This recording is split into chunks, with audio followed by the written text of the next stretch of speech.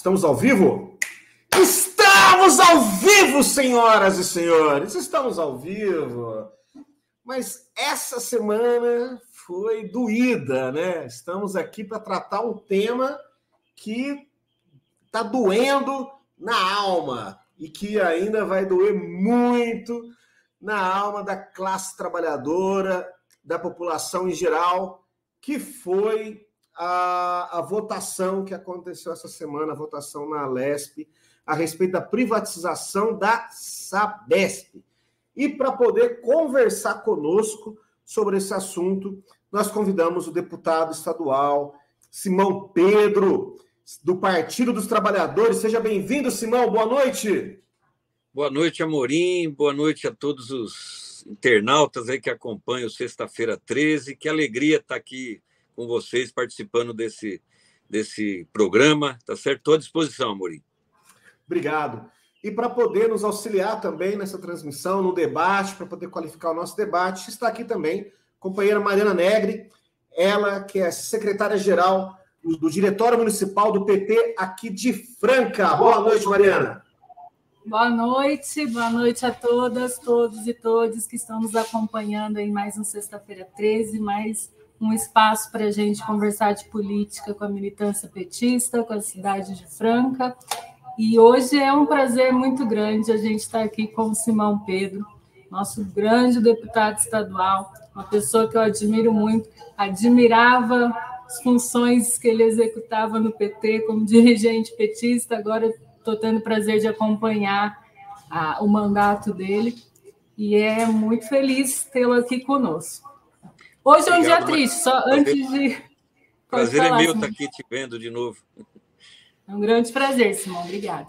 Hoje é um dia triste, o que eu estava dizendo, embora eu seja feliz estar aqui com o Simão, eu fiquei, e eu e todo mundo deve ter ficado bem triste. Eu tô meio... A hora que aconteceu, que eu vi a notícia da privatização da Sabesp, que ainda não se concretizou, né? Mas o grande passo foi dado, eu me senti muito do jeito que eu me senti quando o Bolsonaro foi eleito, sabe? Assim, o sentimento de deu tudo errado, agora a gente tem que ter resistência. É um sentimento muito parecido. Então, a gente precisa muito reunir a nossa militância para conversar sobre o que aconteceu, para avaliar quais são os próximos passos que a gente pode dar, como resistir junto à população, porque tende a vir momentos ruins para nós, né? Para nós enquanto povo paulista. E é isso, obrigada. Vamos ouvir o Simão hoje e tentar entender isso que aconteceu. Perfeito. Simão, então eu gostaria de, mais uma vez, agradecer sua presença aqui e começar perguntando, né, o que aconteceu na Alesp. Nós sabemos que o governo do Tarcísio tinha urgência na aprovação dessa lei, né, urgência na privatização da Sabesp, já era uma promessa de campanha dele, e promoveu tudo a toque de caixa, inclusive ao arrepio da lei, mas ao que nós que acompanhamos de longe, através das lives, das pessoas que lá estavam, através de algumas reportagens, parece que aquilo lá se transformou num verdadeiro campo de batalha, né? Então nós queremos entender exatamente o que aconteceu, né, e os desdobramentos, né, desses acontecimentos. Fique à vontade, por favor. Olha, Amorim, foi a noite do 6 de dezembro, quarta-feira, uma noite muito triste, né, como a Mariana falou. Eu vivi um sentimento contraditório. Ao mesmo tempo que eu via a luta ali, aquele capítulo sendo encerrado na Assembleia Legislativa, porque a luta vai continuar de agora em diante, né? Nas câmaras municipais, no judiciário, e mais logo à noite vendo o meu Verdão ser campeão, né? Então, mas assim, prevaleceu a tristeza, né? O sentimento não de impotência, porque a gente tem muita luta para fazer, mas assim, aconteceu que o governo você pressupunha que tudo bem querer privatizar a Sabesp, mas então eles iam fazer pelas vias corretas, ou seja, ao invés de um PL simples, ele iria mandar uma emenda, um projeto de emenda à Constituição, porque a Constituição paulista é clara. O artigo 216 diz que o serviço de saneamento, água, esgotamento sanitário será feito por uma empresa cujo controle acionário seja público. Quando os nossos constituintes escreveram isso na nossa Constituição, a Sabesp já existia há muitos anos. A Sabesp é uma empresa que tem mais de 50 anos, e porque eles entendiam, os nossos constituintes, que a água não deve ser tratada como mera mercadoria, é um bem essencial para a vida, para a nossa economia, para a agricultura, para a vida animal, para as futuras gerações, né? Então, não dá para você tratar como um bem assim. Embora os tucanos que começaram isso quando eles já queriam vender a Sabesp também naquela sanha privatista, né, dos governos tucanos aqui, começar pelo Fernando Henrique, depois Covas, Alckmin, Serra, mas eles venderam somente uma parte da Sabesp, né? Mas o controle público, pelo menos ali, eles entendiam que a Constituição tinha que ser preservada. Então, ele manda um projetinho mequetrefe. Por que ele fez isso, Amorim? Porque ele tinha medo de não ter os 57 votos necessários para aprovar uma PEC, 2/3 da Assembleia. Então, ele mandou um PL comum, porque ali ele, com 48 votantes no plenário, não precisa ser 48 votos favoráveis, 48 votantes, maioria, então se aprova aquele projeto. Então, quando ele manda esse projeto, nós nos sentimos afrontados, ou seja, é um desrespeito ao parlamento, é um desrespeito às prerrogativas dos deputados, é um desrespeito à população paulista. A sua Constituição está sendo aviltada. Então, ele preferiu um caminho o caminho mais fácil, aprova um PL, depois se judicializar, o judiciário ele tem uma linha privatizante, vai demorar muito para decidir, aí o fato já está consumado, para reverter vai ser muito difícil, né? Então, ele preferiu esse caminho. Então, isso causou uma revolta. Nós entramos com uma ação no judiciário dizendo que a Assembleia não devia nem ter aceitado esse PL, deveria ter devolvido. Mas aqui, você sabe, tem uma parte, uma maioria, o próprio presidente, totalmente alinhado com o governador Tarcísio, né? Então, isso foi um problema. Nós entramos, e agora a constitucionalidade desse PL vai ser analisado pelo TJ, né? Que faz a análise da constitucionalidade. Se por acaso aqui não der certo, vamos recorrer ao Supremo. Antes disso, ele já tinha feito todas umas mudanças na questão do funcionamento da Sabesp, porque a Sabesp tem contrato com 375 municípios, atende 80% da população. Tem muitos municípios que não têm Sabesp. Vou dar um exemplo aqui, Araraquara, tem uma empresa própria, bem atendida, a população é satisfeita com o serviço lá, a empresa Campinas também tem a sua empresa, né? Mas dos 375 municípios, a Lei Federal de Saneamento determinou que se organizassem em unidades regionais, com um conselho para poder decidir os investimentos, decidir os problemas ali. Ele mudou, através de decretos que ele publicou, a composição dos conselhos, de maneira que o Estado tem maioria, 50%, a maior Urais que tem, ela pega 80% dos municípios, né? Incluindo a capital. A capital teria 30 e poucos outros municípios com menos poder de decisão.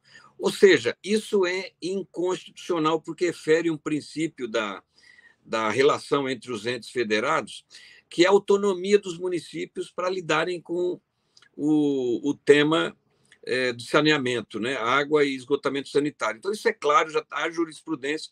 Tanto é que nós, do PT, entramos com uma ação direta de inconstitucionalidade no Supremo Tribunal Federal, que está sendo analisado pelo ministro Mendonça. E ele está analisando, porque demos entrada agora há 3 meses atrás, né? Estamos dialogando com o Supremo. Já tivemos um parecer favorável da Advocacia Geral da União. Estamos esperando agora um parecer da Procuradoria-Geral da República para dizer que essa mudança que o Tarcísio fez fere. O que ele queria fazer com isso? Ele queria o aval da Prefeitura de São Paulo. Então, ele fez um acordo eleitoral com o Nunes, que se o Nunes e o município aderisse a Urais, nos termos que ele propôs, ele apoiaria a candidatura do Nunes para a reeleição aqui. Ou seja, uma barganha eleitoral em cima de uma coisa tão importante, né? Então, nós estamos com ação e a luta vai continuar no judiciário agora, né? Agora, lá, eu estou contando isso porque tudo isso foi causando uma indignação no sindicato que representa os trabalhadores, nos movimentos sociais e populares que representam a população, em nós, deputados da oposição, e muitos que não eram da oposição, que muitas vezes votam no Tarcísio, né? Mas, infelizmente, acabaram aderindo de última hora. E eu explico por quê. Porque eles tiveram esses 62 votos. Porque o Tarcísio prometeu mais 20 milhões em emendas parlamentares para cada deputado que votasse favorável. Os deputados aqui, Mariana, Arthur, têm no orçamento o direito de indicar 10 milhões de reais em serviços, 5 milhões na saúde, 5 milhões em outras áreas, e isso é uma determinação constitucional impositiva. Os deputados têm esse direito. Agora, ele prometeu para quem votasse mais 20, ou seja, ele comprometeu do orçamento deste ano e do ano que vem 1 bilhão de reais para garantir que os deputados votassem. Um escândalo. Então, isso causou uma revolta nos manifestantes que foram lá na Assembleia para se manifestar, né? Mas, infelizmente, um pequeno grupo revoltado às vezes com a provocação dos deputados bolsonaristas, né? E tentaram ocupar o plenário, né? Empurrando uma linha divisória que tem entre a galeria e o plenário. Tem uma divisão de acrílico, né? Então, os manifestantes, ali, uns 30, mais ou menos, começaram a empurrar para tentar derrubar aquela divisória para poder vir para o plenário para protestar. Mas a polícia interveio para tentar parar com aquela forçação, né? Eu assisti ali de perto, tentando acalmar o pessoal, mas aí chegou no começo tinham poucos policiais, mas depois chegou muitos policiais e aí a pancadaria, principalmente eu não vi nenhum manifestante agredindo policiais, né? Eles estavam forçando o acrílico. Mas a violência policial foi muito grande, desenfreada, gás lacrimogêneo, de pimenta em cima dos manifestantes. Como o plenário estava fechado, e ali é fechado e tem ar-condicionado,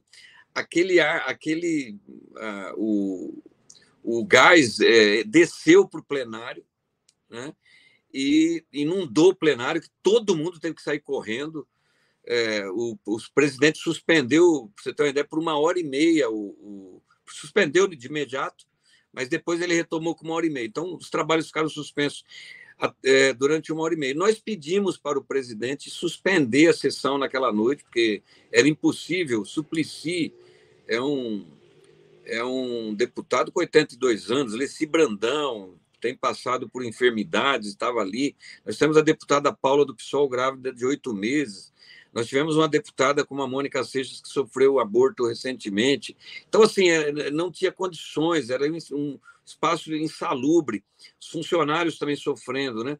Mas eles resolveram insistir com a votação, por isso que nós decidimos, PT, PSOL, PCdoB,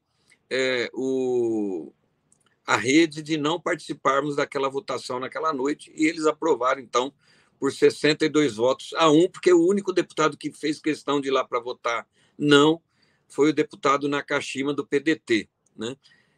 Para fazer jus aqui. E, então, por isso que foi esse resultado, né? Foi uma forma da gente protestar contra a truculência, contra a insensibilidade e contra o absurdo que é a tramitação desse projeto aqui na Assembleia Legislativa.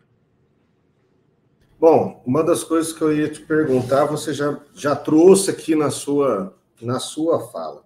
Você me perguntou uma coisa, eu já respondi um monte de outras. Não, é porque é o seguinte, na verdade eu vou fazer um comentário apenas aqui, claro, uma vez que já não é mais uma dúvida. Apesar do local estar insalubre, os deputados governistas continuaram lá porque eles têm um gordo adicional de insalubridade. É isso? É por aí, Amorim, é por aí. Ele, evidente que depois de 1h30 o gás já tinha se dissipado em muito, mas eu, por exemplo, fiquei ali o tempo inteiro tentando apaziguar os ânimos e garantir que os jovens, né, manifestantes que, inclusive, não participaram daquele empurra-empurra, daquela ação que teve aí que vocês viram, né? Para eles saírem pacificamente, a Assembleia lotou de policiais, tropa de choque, né? Foi uma bagunça danada, e eu fiquei ali mediando junto com a deputada Tainara, com o deputado Marcolino, Guilherme Cortez, para que os jovens pudessem sair com segurança, e tinha alguns presos, né? Para garantir que aqueles manifestantes presos pudessem ser conduzidos ali à delegacia, então, para fazer o boletim de ocorrência e tal, né? Mas aí depois eu fui lá para fora e tentei voltar para o plenário, não consegui, porque ainda a presença de gás era muito forte, né? Então, passado um tempo, a gente já dava para todo mundo, os deputados que foram para a sessão e que votaram, estavam a maioria com máscaras e tal, né? Você vê o absurdo da situação. Mas ele resolveu, com a truculência de sempre, votar de qualquer jeito e para criar o fato consumado, para dizer que garantiu com o governador o prazo combinado, né? Que seria aprovar na quarta-feira. Então, a gente lamenta isso, vamos continuar a luta, não é isso que vai nos derrotar, né? Mas foi um absurdo. Agora, eu até perguntei para um deputado lá que me disse, olha, ele prometeu 20 milhões a ser pago até abril. Eu falei, mas o senhor acredita nisso? O senhor acredita que ele vai pagar? Mas é o combinado, né? Eu falei, mas esse governo combina muita coisa e não cumpre. Por exemplo, ele combinou com a Assembleia que iria mandar o projeto de lei regulamentando a profissão da Polícia Penal e enviar o reajuste em agosto. Até dezembro ele não cumpriu. Ele se comprometeu conosco do reajuste do vale-refeição para o funcionalismo público naquele processo de reajuste que ele deu 6%, mas se comprometeu que depois mandaria o projeto complementar para reajustar o vale-refeição, o auxílio-refeição. Até hoje não mandou, ou seja, é um governador mentiroso, é um governador que usa de mentiras para enganar a população, de que esse governo não cumpre aquilo que é combinado, né? Então, infelizmente, eles resolveram optar pelo dar o voto sim, nessa confiança que o governo vai pagar essas emendas extras para ele, né? E em troca, ou seja, é o dinheiro público sendo utilizado de uma maneira muito ruim, né? Uhum. Bom, eu queria saber só uma curiosidade aqui, que é a seguinte. Você disse que a única pessoa, o único deputado que esteve presente, que votou contra, foi um deputado do PDT, é isso? Sim, ele chama deputado Nakashima. Nakashima. Eu conheço ele por Nakashima, esqueci o primeiro nome dele. Ele esteve conosco, ele disse claramente que... Ele disse para a gente que iria votar, mas ia registrar o voto não, né? Nós sempre questionamos que às vezes a presença... Mas como já tinha maioria, então ele foi lá e deu o voto sim. Mas ele tinha o compromisso que, se por acaso os deputados da base não conseguissem ter maioria para fazer a votação, precisa de 48 votos, né, para aprovar um projeto.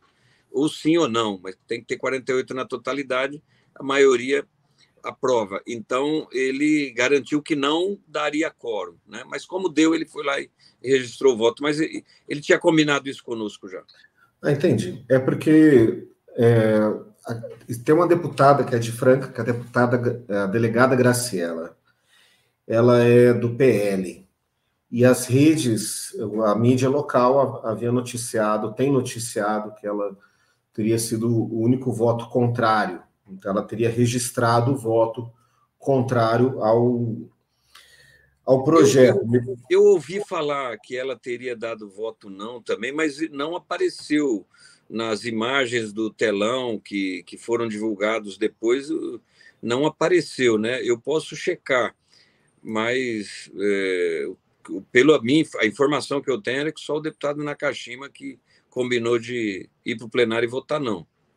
Não, perfeito. Para nós, essa informação é particularmente importante porque ela tem a pretensão de ser candidata a prefeita aqui na cidade e esses dias ela tem surfado em cima dessa notícia, né? Ela tem aparecido muito na mídia por ser uma mulher de coragem, uma mulher que não se curva aos desígnios de seu partido, que tem opinião, mas a gente sabe que a verdade é que favas Mas contadas, né? eu posso pegar a imagem da tela e te mandar para comprovar se apareceu o voto dela, e isso é fácil mostrar se é verdadeira ou falsa essa informação, né? Eu me comprometo a passar aqui no fim do programa para vocês essa tela, tá bom? Perfeito. Mariana tem uma pergunta. Bom, na verdade, o Simão já respondeu quase tudo que eu perguntei, que eu iria perguntar. Mas eu ainda tenho... Na verdade, não é nem uma pergunta, é para você comentar diretamente para a nossa militância petista. Está tendo um ruído, assim, eu tenho sentido, de ontem à noite para hoje, de algumas pessoas que se mostram muito insatisfeitas pelo fato das duas federações, né, do PT e do PSOL, não terem votado. E aí, eu queria que você comentasse como é que foi esse momento de decisão e explique, você já falou, mas você explicasse o porquê que foi tomada essa decisão, para que direto para a militância, tentar entender o que aconteceu. Sim. Olha, a nossa tática ali no plenário era fazer obstrução o tempo inteiro, usando dos tempos que nós temos para discursar. Então, por exemplo, nós obstruímos durante a segunda-feira até tarde da noite, foi até 9h40. Na terça-feira, fomos até 00h10 e esgotamos o tempo de discussão que cada deputado tem, dos encaminhamentos e assim por diante, né? E então nos restava o tempo dos encaminhamentos ali de cada bancada, né? Da minoria, da bancada do PT, do PSOL, ou de cada... Isso estava acontecendo no primeiro momento, que era aquele momento da votação do roteiro da votação, o projeto primeiro, depois as emendas e assim por diante, né? Tem esse momento que você também pode indicar. E, de repente, então, assim, nós íamos para o voto. Nós íamos verificar se eles tinham quórum para manter o plenário, né? Nós íamos esperar primeiro eles votarem, para depois a gente ir lá registrar o nosso voto não, como a gente tem feito em todos os projetos que o Tarcísio fez. Essa era a nossa tática. O problema foi que aconteceu o inesperado, foi aquele processo da tentativa do... É bom citar aqui, né, principalmente os militantes do UP, que é um partido, né? Eles eram os que estavam em maior número ali e resolveram derrubar o acrílico protetor ali, né, a barreira protetora do plenário, para adentrar no plenário e tentar tumultuar. Isso foi uma tática deles, e que ninguém esperava, ninguém sabia, e gerou aquela confusão danada. Provavelmente, se não tivesse usado o gás lacrimogêneo, o gás de efeito moral, né, de pimenta, e esse gás não tivesse inundado a Assembleia para precisar o plenário ser evacuado durante mais de 1 hora, 1h30, o projeto caminharia para ser aprovado com o nosso protesto lá, né, e com o nosso voto não. Mas como aconteceu isso, como a deputada Mônica passou mal, a deputada Alice Brandt passou mal, e eu, inclusive, não participei do momento ali que a bancada se reuniu ali fora para tomar essa decisão de não voltar para o plenário. E nós tentamos dialogar com o presidente para que ele suspendesse e colocasse a votação no dia seguinte. Mas eles não atenderam o nosso apelo, então a maioria ali que estava reunida naquele momento resolveu soltar uma nota e não participar da votação. Mas foi em função do que ocorreu no plenário, e não a tática que a gente tinha escolhido para dizer nós não vamos votar para não legitimar esse processo. Até porque a gente sabia que ali era um round da luta, né? Que a luta vai continuar agora nos debates nas câmaras, no judiciário, né? Nós vamos continuar a luta. Então, foi isso que aconteceu. Foi uma decisão ali da maioria da bancada, eu me submeti, e até em solidariedade aos nossos deputados idosos, a deputada Paula, que estava grávida, né? Então, se um deputado não pode comparecer ao plenário, isso deveria ser levado em consideração. Mas a pressa, a insensibilidade e o objetivo de votar, entregar a votação para o governador, para que depois eles digam que cumpriram, né, o combinado com o governador, eles não quiseram abrir mão, então por isso que nós não comparecemos. Mas, na maioria, a gente tem consciência da nossa inferioridade numérica, né? E em determinadas situações, até às vezes com argumento, você consegue tirar um deputado que ele não queira aparecer, mas ele não entra, né? Ele não vota, ele ajuda, inclusive, às vezes, a derrubar a sessão por falta de quórum. Mas a gente sabia que, nesse caso, eles tinham maioria, a gente tinha consciência disso, né? Mas foi por conta, essa decisão tática nossa ali foi em função do que aconteceu no plenário, da violência policial, da indignação de deputados terem passado mal, e a gente achava que não tinha condições de seguir com aquela sessão, né? E o que custaria deixar para o dia seguinte, né? Mas, infelizmente, eles entendem que eles são maioria e têm o direito de nos atropelar e assim por diante, né? Então foi isso que aconteceu, Mariana. Simão, como é que está a questão da Câmara Municipal de São Paulo? Que existe a possibilidade de que, se São Paulo não aderir, na prática, isso poderia inviabilizar o que foi aprovado na quarta-feira. O que você pode nos trazer com relação a isso? E quais são as perspectivas? Então, Amorim, a São Paulo representa 50% do serviço da Sabesp, 50% dos lucros, né, de todas as operações. Então, ela é estratégica. O presidente da Câmara, deputado Milton Leite, ele disse que é contrário ao acordo que o Ricardo Nunes fez com o governador Tarcísio de abrir mão da autonomia do município e não ter nenhuma vantagem em relação a isso. Porque quem ganha com esse acordo é o Ricardo Nunes, que vai ter o apoio do Republicanos, do Tarcísio. O presidente é do União Brasil. E ele também tem um litígiozinho com o Tarcísio, né?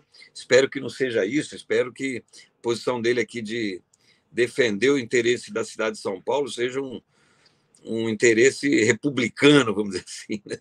E não um interesse de negociação, coisa parecida, né? Mas o Ricardo Nunes ganha porque vai ter o apoio do governador para seu projeto de reeleição, né?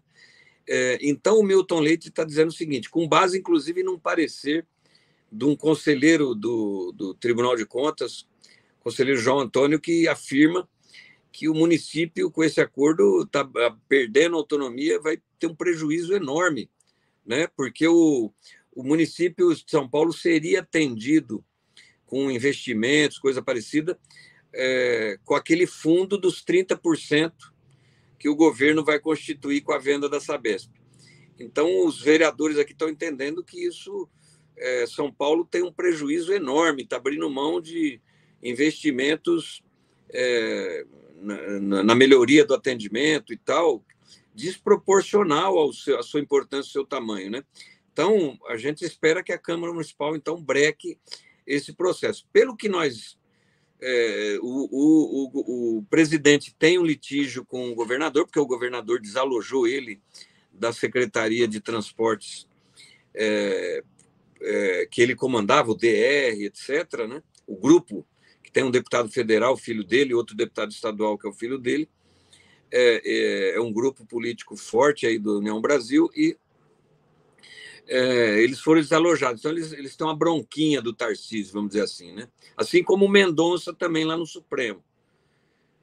Então, o Tarcísio vai ter que enfrentar essas agruras aí, porque o Mendonça, que é um absurdo, né? Um ministro do Supremo negociar com o governador a indicação de pessoas nos órgãos públicos, né? Então, no caso, parece que o Mendonça tinha um acordo com o Tarcísio que a primeira vaga aberta no Tribunal de Contas, o governador indicaria alguém indicado pelo Mendonça.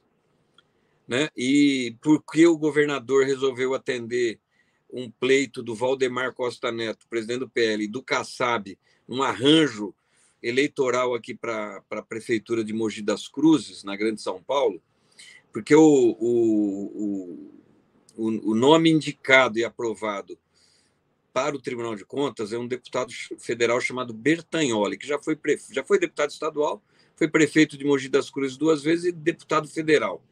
Então, agora ele renunciou para assumir aqui o Tribunal de Contas, porque foi esse o acordo que prevaleceu. E por que interessava para o Valdemar? Ele queria tirar o Bertagnoli da disputa, ele tinha chance de ganhar a prefeitura lá, então o PL ficou livre para indicar para eleger o próximo prefeito aqui de Mogi das Cruzes. E o Mendonça foi preterido, o seu indicado, né?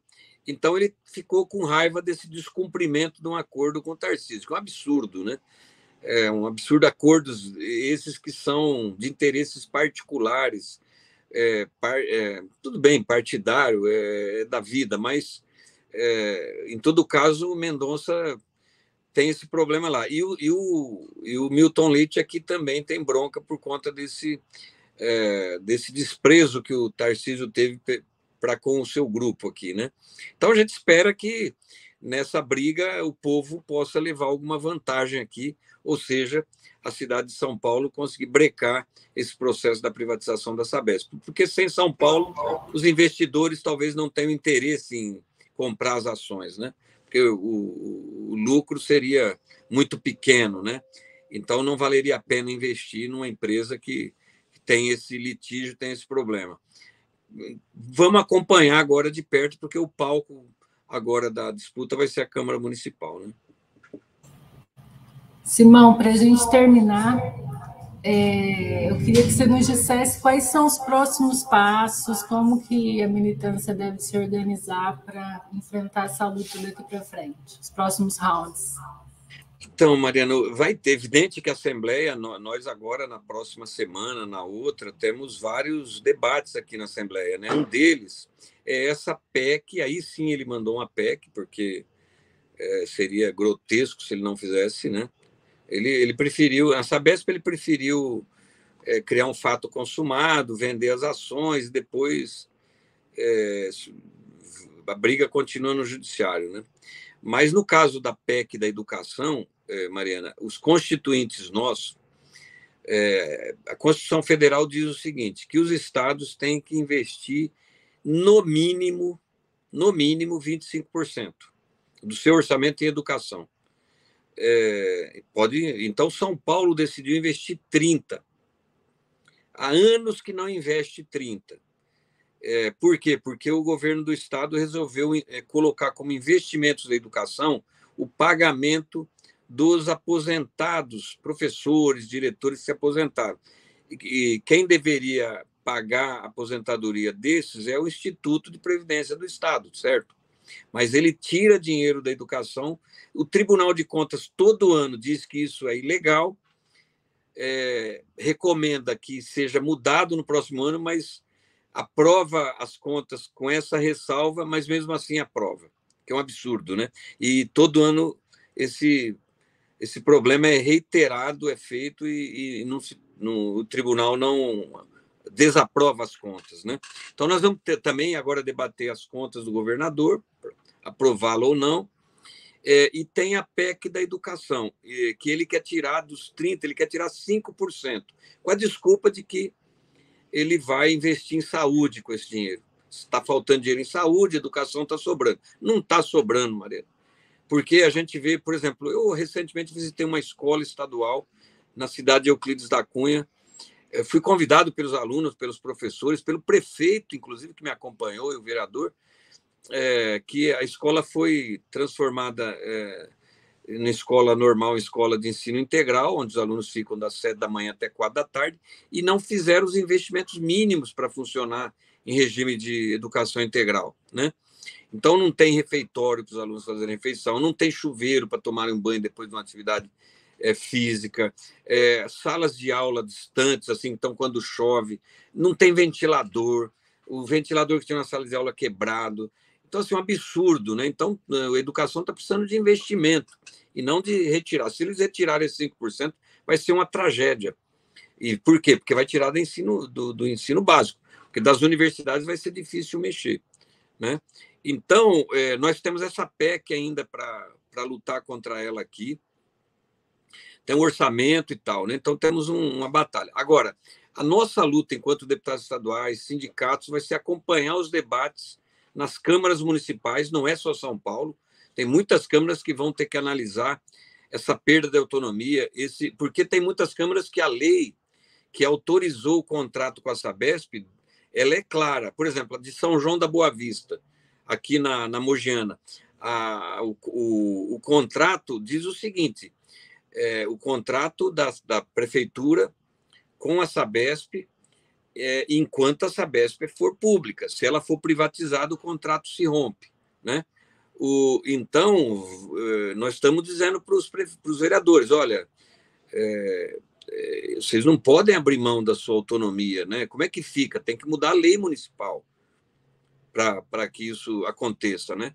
Então, a batalha vai ser longa. E o judiciário também, né? Eu falei do Supremo, mas tem ainda aqui a etapa do Tribunal de Justiça, do Superior Tribunal de Justiça. Então, nós vamos judicializar porque a gente entende que a Sabesp tem que ser pública, tem que ter o controle público, ela é eficiente, ela tem um corpo técnico bom, não é perfeita, né? Porque ainda precisa, porque tem essa coisa do lucro, né? No nosso entendimento, a empresa pública não deveria ter lucro, ela deve ter resultados que sejam reaplicados nos serviços, né? Já que ela cobra uma tarifa do usuário. Então, mas ela dá lucro para os acionistas, que são 49%, e os outros, outra parte do lucro vem para o Estado, que o Estado reinveste, né? Até por isso mesmo não tem lógica privatizar a Sabesp.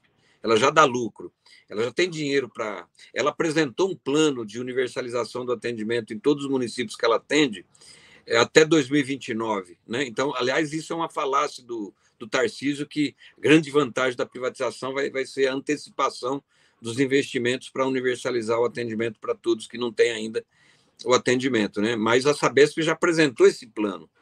Então, a luta vai ser grande, nós, deputados, vamos acompanhar, até porque nós mesmos, foi a nossa bancada que propôs ações, não só nós, o PSOL também. Então, a luta é grande, vai ser árdua, mas é o caminho que a gente entende que é o melhor para o povo paulista, que é manter a Sabesp como empresa pública, para ela continuar atendendo melhor, evidentemente, a gente quer do que ela já atende hoje, mas no nosso entendimento ela atende bem, ela responde muito às demandas da nossa população e no prazo que ela tem, ela pode melhorar ainda mais, né? Mas é isso, a luta continua. Perfeito. Simão, obrigado pelo seu tempo, obrigado por poder nos trazer essas importantes informações. Nem sempre a gente consegue ter essa qualidade de informação através da grande mídia. A grande mídia acaba trazendo as informações de maneira muito parcial, a prejuízo de quem quer entender de fato o que aconteceu. Então, por isso que a sua participação aqui, as informações que você trouxe são muito bem-vindas e por isso nós somos muito gratos. Mariana, muito obrigado. Eu é que agradeço também a vocês a oportunidade de esclarecer, por exemplo, essa questão que a Mariana trouxe, né, da nossa posição, que não foi uma posição assim, não vou participar porque nós vamos perder, não foi isso, era uma situação inusitada, e então eu agradeço a oportunidade de fazer esses esclarecimentos aqui para vocês. Obrigada, Simão. Muito obrigada pelo seu tempo e pelo seu conhecimento dividido com a gente. E assim que puder, quero fazer uma visita aí à Franca, quero visitar o projeto da plantação da cannabis, eu tenho muita vontade de conhecer, o Suplicy já nos atiçou aqui para ir conhecer, eu quero visitar o Unesp também, quando eu fui com o Haddad o ano passado, né? Em breve vou dar uma passada por aí também, para dar um abraço em vocês pessoalmente, tá bom? Muito bom. Venha, Franca. Obrigada, boa noite a todos, todas e todos. Perfeito, pessoal, é isso. Então, sextou. Sextou, galera. A luta continua. A luta não acaba aqui. Grande abraço e até a próxima sexta-feira 13. Valeu!